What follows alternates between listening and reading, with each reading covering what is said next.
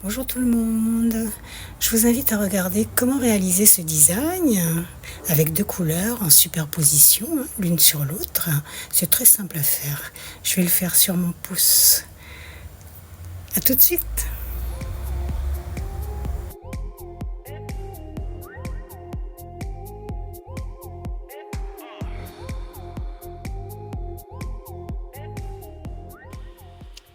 Ok, donc au préalable, vous devez disposer tout le matériel dont vous aurez besoin pour votre pose du jour. Vous devez disposer le matériel sur la table devant vous, que vous n'ayez pas à courir pendant que vous travaillez, à courir pour aller chercher le matériel dont vous avez besoin. Alors, ceux-là, je les ai faits donc au Pop-Its avec le Master Gel de chez Victoria Vigne, donc c'est de l'acrygel, Master Gel Nude 06. C'est pour ça que de l'autre côté, on ne voit pas la couleur argentée ici, que j'ai placée dessous. C'est ça qu'on ne le voit pas là, mais sur le pouce, je vais le faire avec l'acrygel transparent. Et on verra, lorsqu'on retournera l'ongle, on verra la couleur argentée dessous. C'est deux designs différents. Donc je disais disposer le matériel, donc les pop-its si vous utilisez les pop-its, les chablons découpés déjà si vous les utilisez, le support, pardon, le support pour vos pinceaux. Ici c'est un support que j'ai fabriqué avec un bloc de bois. Vous voyez, c'est un bloc de bois dans lequel j'ai fait quelques trous pour pouvoir disposer mes pinceaux, mes bâtonnets, etc. C'est bien pratique, ça prend pas de place. Je vais même mettre les ciseaux. Vous voyez, c'est bien pratique. Donc, disposez tout cela. Bon, vous pouvez aussi disposer d'un pot pour placer vos pinceaux. Disposez devant vous les primaires, les vernis si vous les utilisez, les gels, les bases, tout doit être prêt devant vous. Votre cleaner, les cotons ou les tawashi, selon vos préférences. Alors, deux manières donc de faire, parce que là, ce sera fait donc en deux temps. Premier temps, je vais faire la petite extension ici. Deuxième temps, je vais remplir. Vous pouvez le faire avec le Pop-Its, la petite extension, mais sans cette partie-là. Cette partie-là, vous pouvez la découper.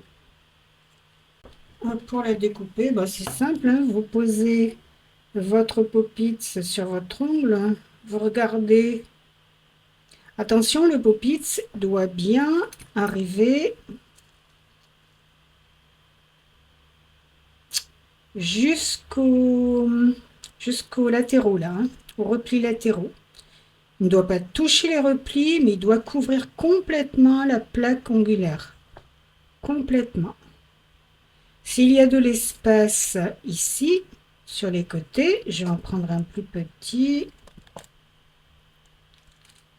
Je vais prendre un 4. Regardez. Vous voyez, si je le pose tout droit, regardez sur les côtés, il y a de l'espace, on voit bien là, il y a de l'espace ici. Ça ne doit pas exister. S'il y a de l'espace, choisissez un Pop-It qui ne vous laissera pas d'espace.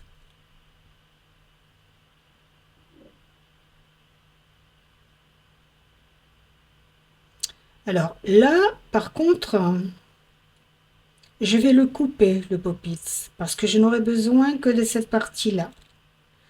Donc là, c'est pas très important de savoir s'il arrive jusqu'au bout ou pas, parce que vous allez appuyer sur le Pop-It. Ce qu'on ne fait pas lorsqu'on fait une pose complète avec le Pop-It en entier. Si je prends le Pop-It en entier, par exemple, je ne vais pas prendre ce numéro 3. je vais plutôt prendre un numéro 1 parce qu'à ce moment-là, le pop-it, je ne vais pas appuyer dessus. Je vais juste le poser. Pourquoi? Parce qu'il y aura de la matière dedans. Or, si j'appuie, la matière va déborder sur les côtés, ça va déborder sur les replis latéraux et ici vers le repli proximal. Donc si je fais une extension avec le pop-it en entier, complète, d'un coup donc, en une seule fois, je ne prendrai pas un pop-it plus étroit. Je prendrai, ici c'est un numéro, le numéro 1. Et je vais juste donc je vais remplir mon pop-it, bien évidemment, de mon acrygel, et je vais juste le poser. Et vous voyez qu'il arrive, regardez, il faut qu'il touche, qu'il remplisse bien toute la plaque.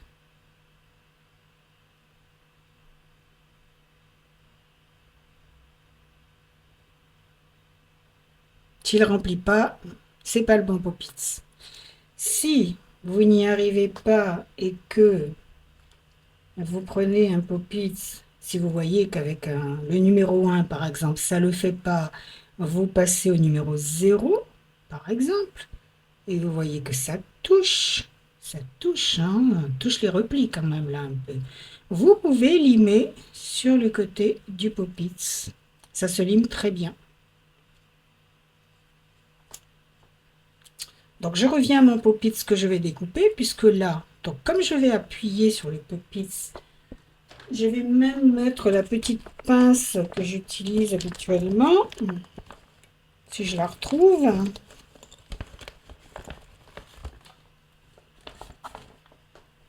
Cette petite pince, une fois que j'aurai placé mon pop-it, je mettrai la petite pince pour le faire tenir.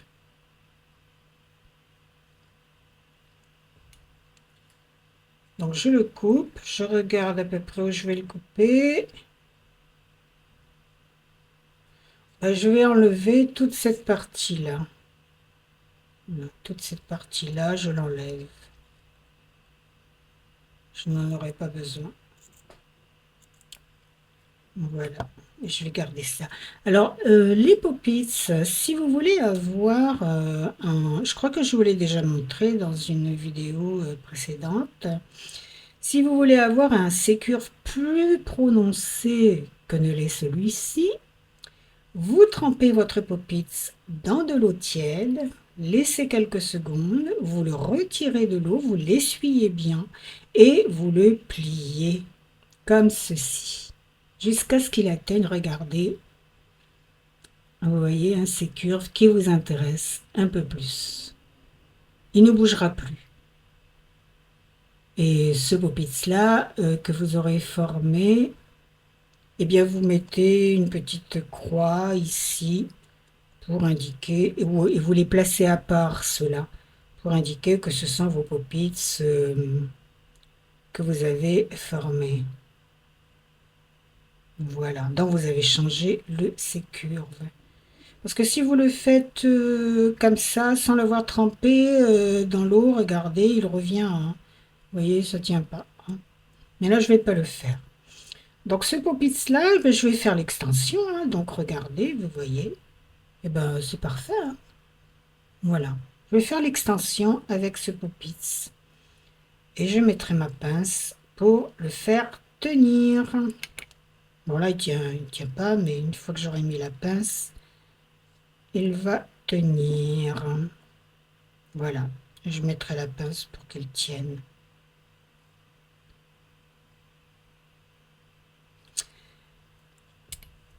Donc ça, si vous utilisez le pop-it. Sinon, avec le chablon, comme à l'accoutumée, vous découpez votre chablon selon la morphologie du doigt de votre cliente et de son ongle.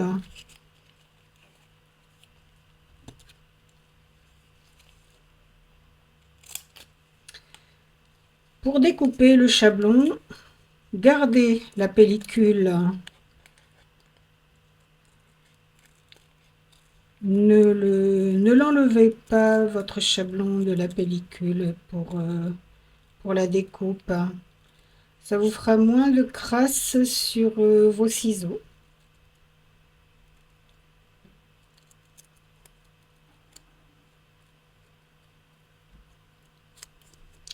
Donc vous préparez votre chablon.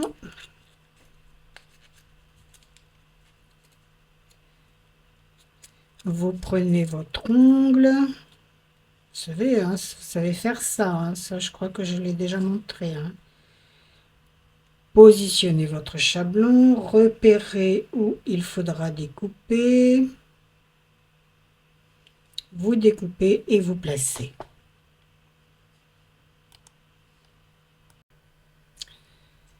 Pour préparer les couleurs, pour le côté argenté, j'ai pris un vernis semi-permanent. Mais vous pouvez utiliser un gel. C'est pareil. Et vous aurez besoin pour l'ombre, donc la couleur plus sombre, vous aurez besoin d'un gel clear, transparent donc,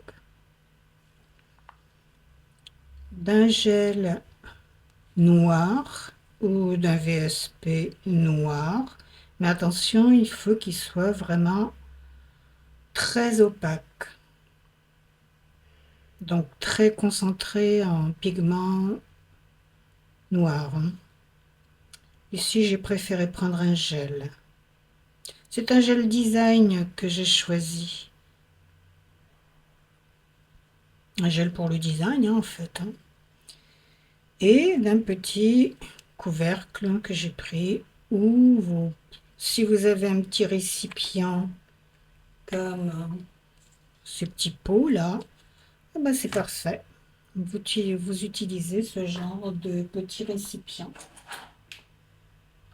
Lorsque vous utilisez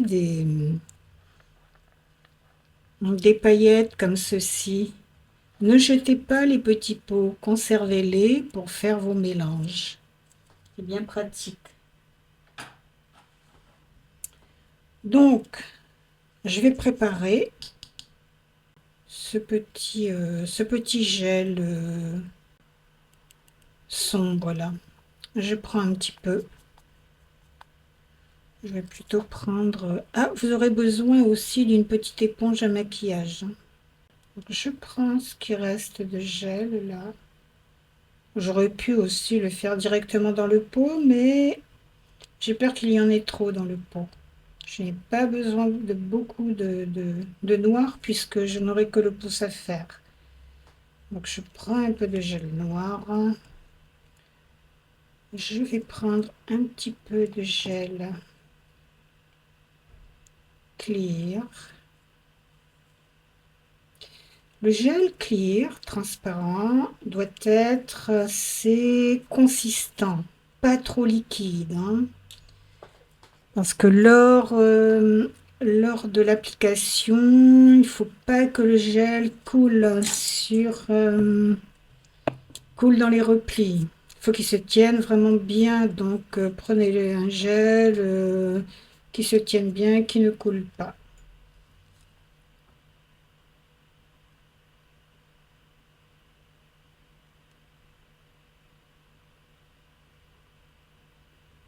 Vous voyez, il est assez épais. Hein.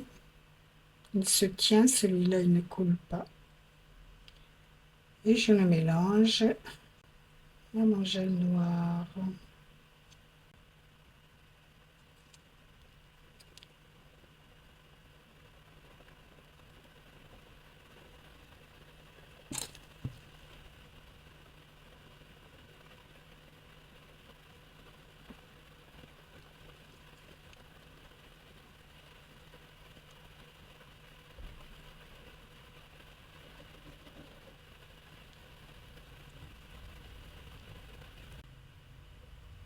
Il vaut mieux en avoir plus que pas assez. Hein. Donc, je vais en rajouter.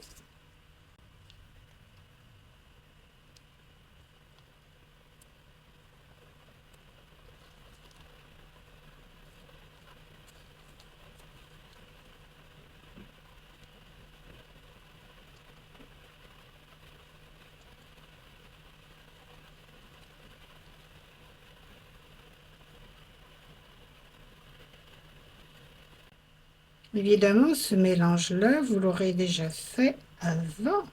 Vous ne le faites pas pendant la prestation, puisque ça, ce temps-là, ne compte pas dans la prestation, hein. Tous ces préparatifs-là, il faut vraiment le faire avant, pour que vous ayez toujours un gel de ce design-là, toujours prêt. Vous pouvez aussi utiliser d'autres couleurs, hein, du rouge, du vert, de ce que vous voulez comme couleur. Le principe est le même. Alors vous voyez, regardez, vous voyez que c'est quand même, ça laisse quand même de la transparence, hein. C'est le but. Il ne faut pas qu'il soit trop foncé, mais pas trop transparent non plus. J'essuie bien au bout de mon pinceau, bien évidemment. Je ne laisse pas traîner les gels sur les pinceaux, hein.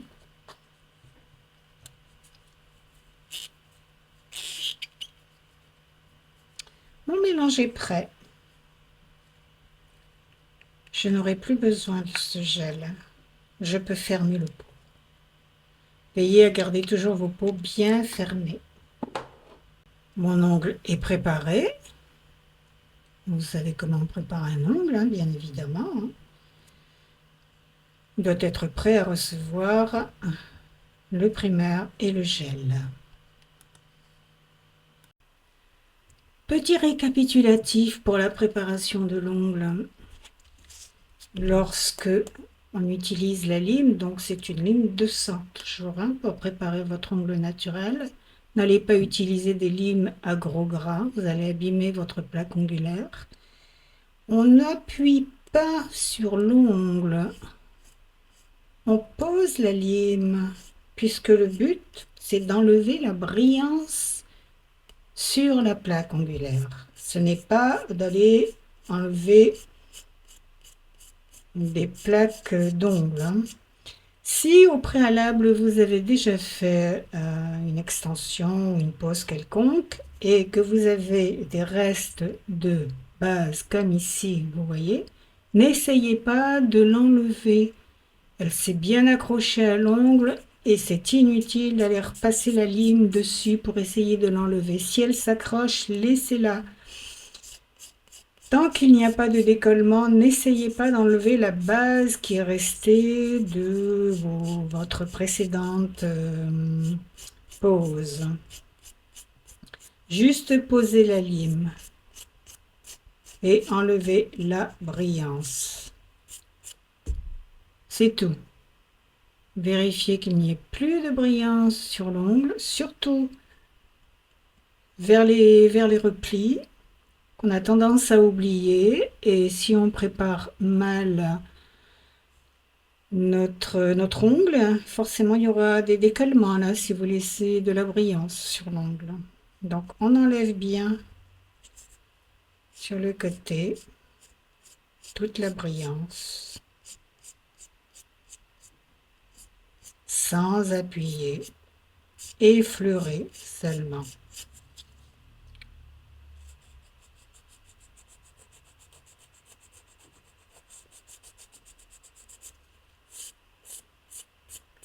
Si l'ongle est beaucoup trop court et que vous voyez apparaître les ponychiums là-dessous, ne placez pas votre lime dessous pour aller limer ce ponychium, c'est pas nécessaire. Placez au contraire votre lime de cette façon-là, légèrement incurvée pour limer sans appuyer, hein. Voilà, ne la placez pas dessous puisqu'il n'y aura plus rien de toute façon. Au contraire, placez-les, puis ça évitera aussi de blesser la cliente.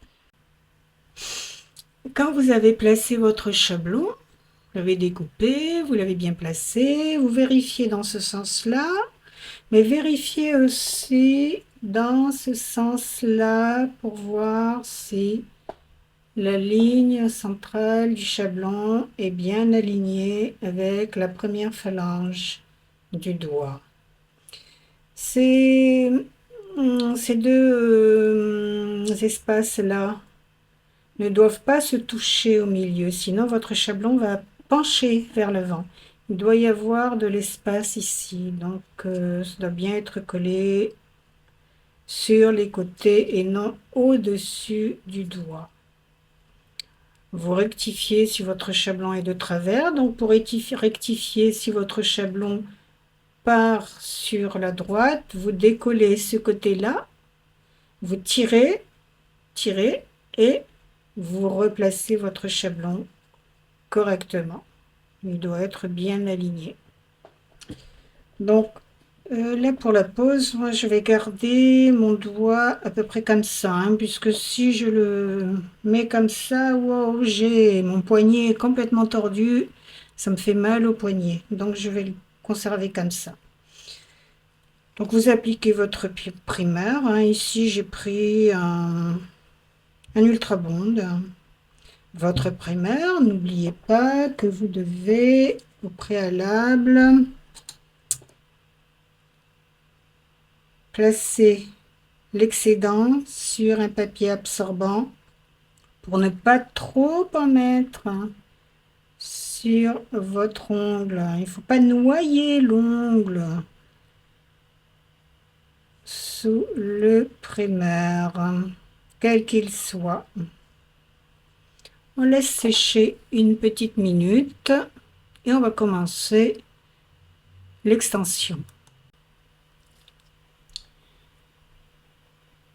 Je vais récupérer un peu d'acrygel transparent de mon tube. Au préalable, j'imbibe un peu le bout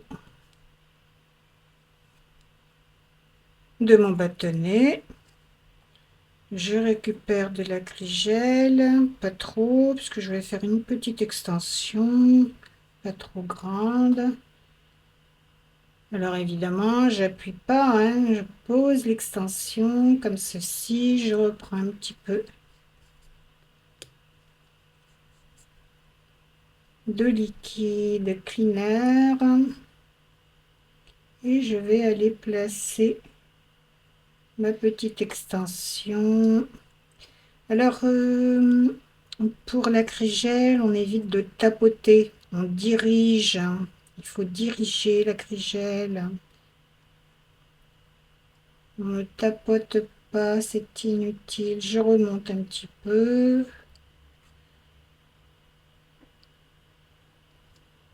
Si l'acrygel colle au pinceau, n'oubliez pas de reprendre du cleaner.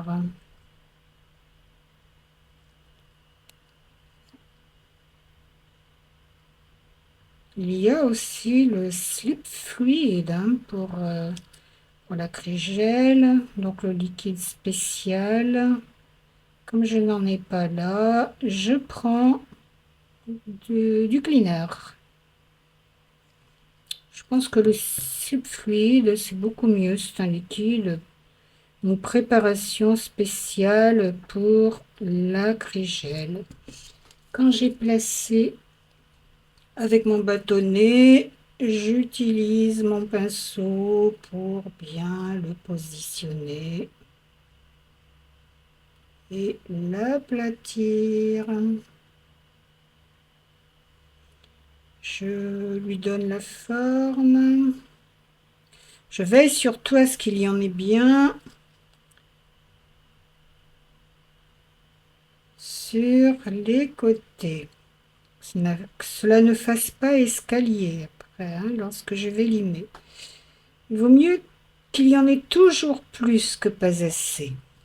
Au moins, vous pouvez ensuite raccourcir et donner la forme.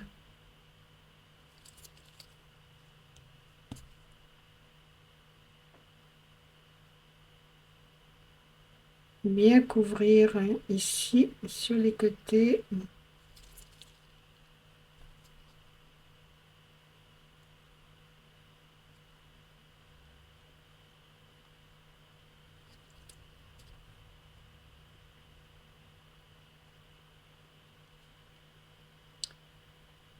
Il faut le faire assez fin, hein.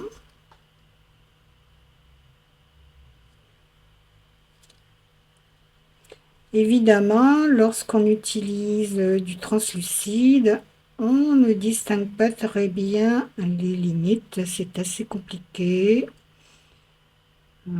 Surtout si on utilise des chablons de couleur claire. Ici, ça va, le chablon est foncé, doré, donc j'ai pas trop de mal à voir la limite là, ici. Mais quand même, avec les chablons, c'est assez compliqué s'ils sont de couleur claire. J'ai catalysé, je vais pouvoir enlever le chablon. Il faut faire attention, hein, lorsqu'on fait ce type d'extension-là, de ne pas le casser puisqu'il est très fin.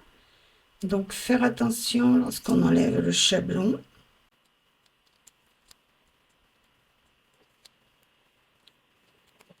Vous voyez, regardez, il est très très fin. C'est exprès, c'est voulu.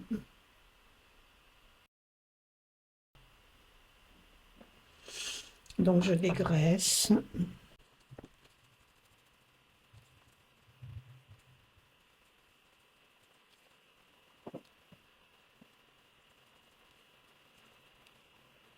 Il faudra faire attention en limant. Vu la finesse, il risque de casser. Une lime ici, 180. Vous voyez, il y en a un petit peu plus ici, de ce côté-là. Je vais devoir limer. Je veux qu'il soit vraiment très très fin. Je n'appuie pas. C'est inutile. Je guide la lime seulement, sans appuyer, jusqu'à ce que j'ai la finesse souhaitée. Je lime les horizontales, puisque comme j'en ai mis un petit peu plus, vous voyez que cela a dépassé un petit peu là au niveau de l'horizontale, donc je vais limer l'horizontale. Attention, quand on lime les horizontales, la lime toujours dans le prolongement de l'os du doigt. La lime ne doit pas être positionnée ni comme ça, ni dans ce sens, mais toujours dans ce sens-là. Sinon, on obtient des escaliers. Donc, surveillez toujours le sens que prend la lime lors de la mise en forme des horizontales.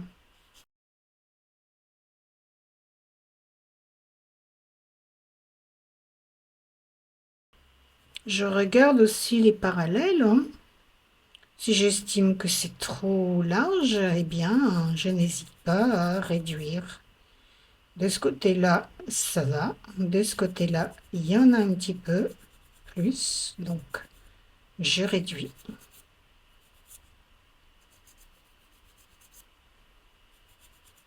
Je regarde aussi dans ce sens-là. Regardez, vous voyez qu'il y en a un petit peu plus ici. Donc je réduis encore.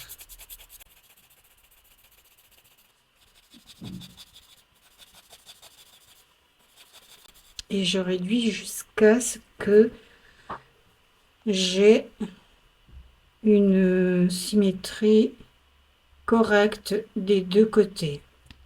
Lorsque vous avez tout bien limé correctement, que vous avez donné la forme, on vérifie dans ce sens, les parallèles sur les côtés, les horizontales. On retourne le doigt de la cliente et on vérifie dans ce sens-là également. Puis on corrige éventuellement. On voit mieux les défauts sur les bords libres quand quand le doigt est retourné dans ce sens-là. Et on peut bien corriger donc s'il y a des défauts. Comme je vais utiliser en fond le vernis semi-permanent. Je vais donc appliquer au préalable ma base pour vernis semi-permanent. Évidemment, je ne vais pas en mettre des tonnes non plus, hein. Très très peu de base, c'est pas la peine d'inonder l'ongle. Je n'aime pas trop ce pinceau là de la marque Tammy Taylor. Je le trouve trop épais, donc j'aime bien utiliser un petit pinceau comme ça, tout plat. C'est un pinceau de maquillage, comme je vous l'avais déjà expliqué dans une vidéo précédente. Donc j'applique ma base.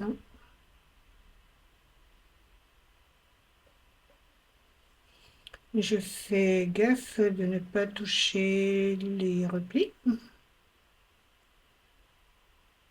Je le mets quand même assez près.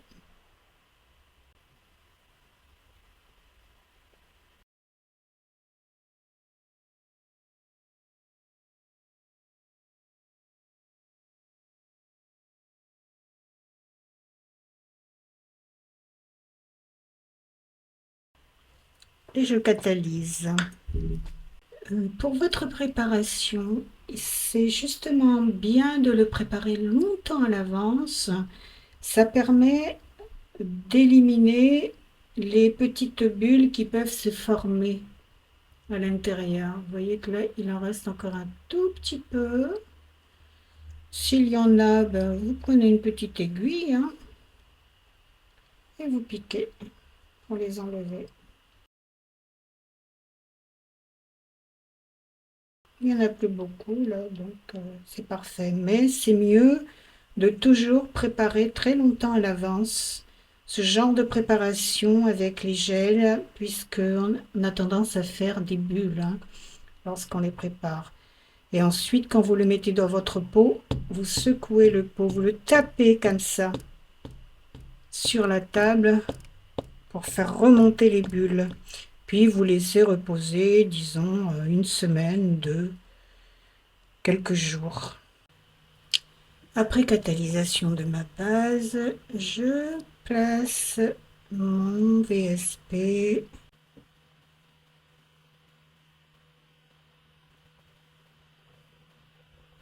Donc ce sera mon fond pour ce design. Alors avec le VSP, il faudra 2 couches pour qu'il soit bien opaque. Alors qu'avec le gel argent, hein, vous ne mettez qu'une seule couche. Je catalyse. J'ai mis mes 2 couches. Il faut que ce soit opaque, hein. Alors vous voyez l'avantage justement d'utiliser un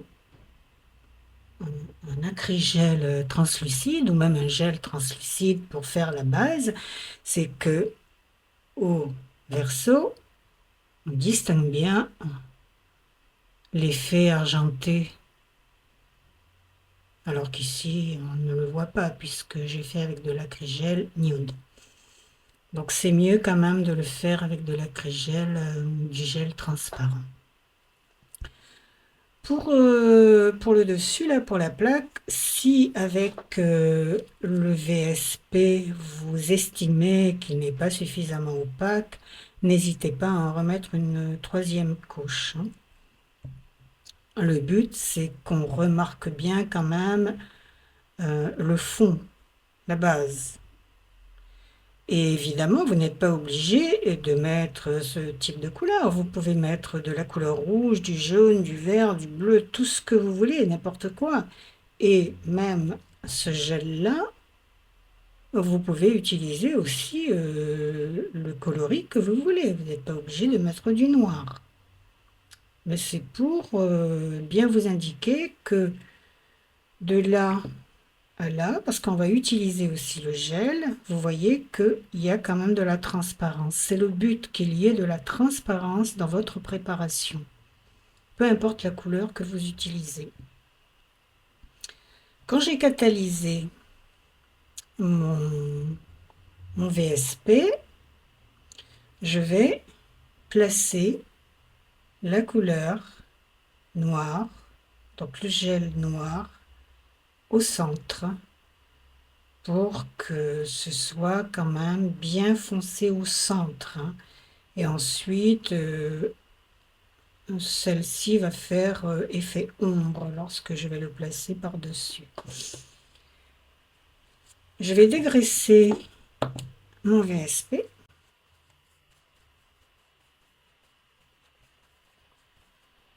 Je vais appliquer mon gel, un petit peu de gel là sur le centre de mon éponge de maquillage et je vais tapoter au centre.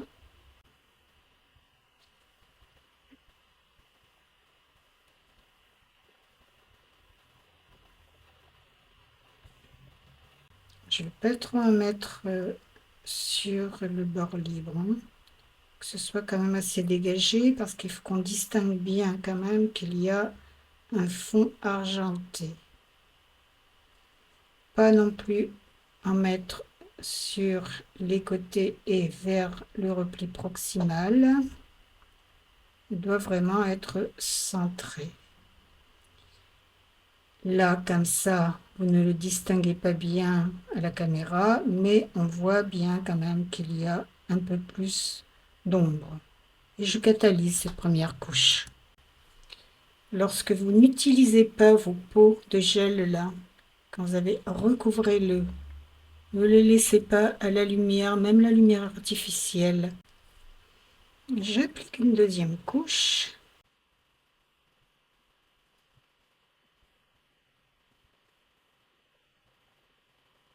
Vous voyez, il faut qu'il soit vraiment bien centré. Je catalyse. Voilà, ici j'ai mis 3 couches parce que j'estimais que ce n'était pas suffisamment, ce n'était pas à mon goût. Donc ce que vous pouvez faire aussi, c'est prendre donc un petit peu de gel noir, de l'appliquer avec votre bout là, votre manche du pinceau, directement sur l'ongle et après avec votre petite éponge, vous tapotez. C'est à vous de voir, hein, estimer la couleur que vous voulez, plus ou moins foncé. Moi, j'aime que le centre soit assez foncé, donc j'en ai rajouté. Et lorsqu'on en est là, après avoir catalysé donc toutes ces couches, on va prendre notre petite préparation. Je vais d'abord prendre un pinceau plat. Ça, c'est un pinceau que j'ai travaillé un peu, j'ai découpé. Ne jetez pas vos pinceaux, hein. Ils peuvent toujours servir, même quand vous avez les poils qui vont de tous les côtés. Vous découpez avec des ciseaux les poils qui dépassent, mais conservez, regardez ce vieux pinceau. Eh bien, il me sert toujours. Ça vous évite de racheter chaque fois du matériel. Donc ici, je prends un petit peu de ma préparation. Je vais l'étaler bien sur toute la surface. Donc ici, je ne donne pas encore la forme. J'étale d'abord une première couche sur toute la surface, une couche assez fine qui sert d'accroche en fait.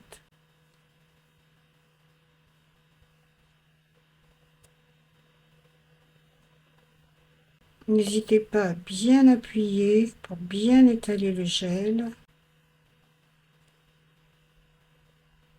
À ce stade, vous pouvez catalyser, vous n'êtes pas obligé. Vous pouvez maintenant mettre la seconde couche qui va donner la forme. J'ai changé de pinceau, je vais prendre ce pinceau-là. Je prends une petite couche. Alors, si vous catalysez à ce stade-là, hein, vous catalysez bien sûr, n'oubliez pas ensuite de rajouter une petite couche fine.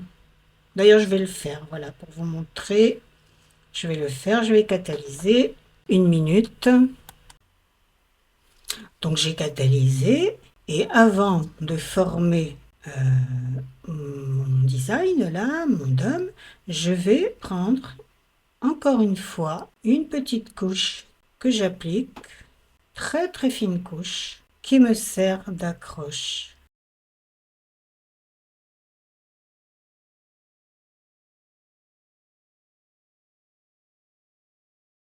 Puis je vais chercher ma préparation que je prends comme avec une cuillère et non pas des deux côtés du pinceau, un seul côté.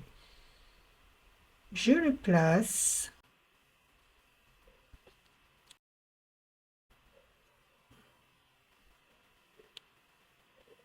et je commence à placer ma préparation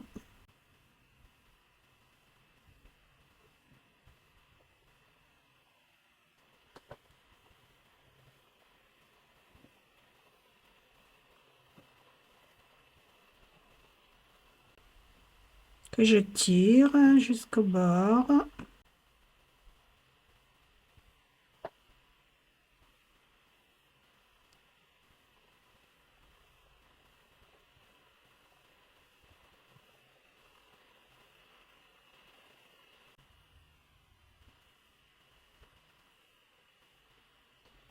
Quand j'ai placé ma préparation, je vérifie bien qu'il y en ait bien jusqu'au bord ici. Il faut bien recouvrir la couleur de base qui se verra de toute façon, hein, puisque c'est assez transparent, donc ça se verra. Je retourne le doigt. Je vais travailler dessous afin de former l'apex.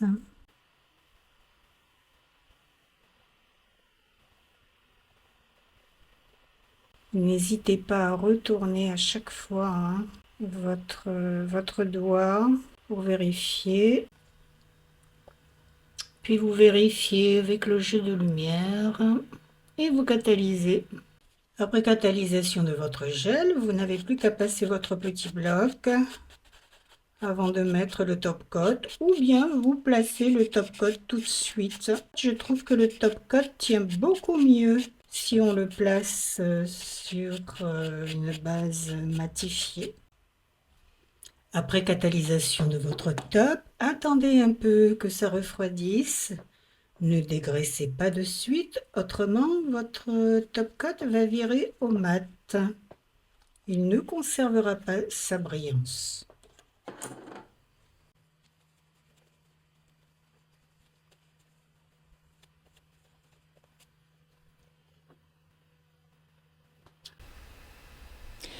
Donc le but de ce design, c'est d'avoir une couleur opaque au centre, d'avoir une ombre autour et d'avoir la couleur de fond qui se voit aux extrémités. On le voit mieux ici. Donc la couleur opaque, l'ombre et la couleur de fond. La couleur de fond peut être n'importe quelle couleur, peu importe la couleur de fond. Hein. Vous prenez la couleur, bien sûr, il faut choisir des couleurs qui s'accordent avec ce que vous aurez mis ici dans le centre. Hein. Couleur de fond, couleur ombrée et la couleur plus foncée au centre. C'est ce qui donne ce côté extraordinaire à cette pose. Voilà ce que je voulais vous dire par rapport à ce design.